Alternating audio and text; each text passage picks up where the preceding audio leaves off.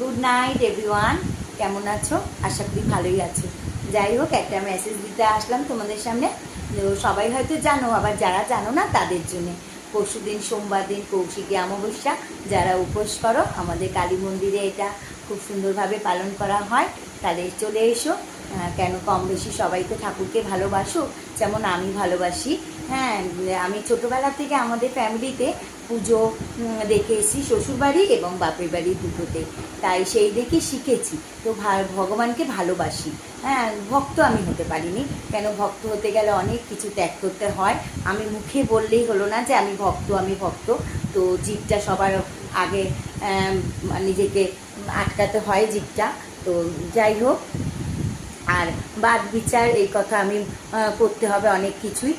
তাহলে তো ভক্ত হওয়া যায়। আমি ভক্ত না, আমি ঠাকুরকে ভালোবাসি, শ্রদ্ধা করি। এইভাবেই যেন জীবনটা কাটিয়ে দিতে পারি।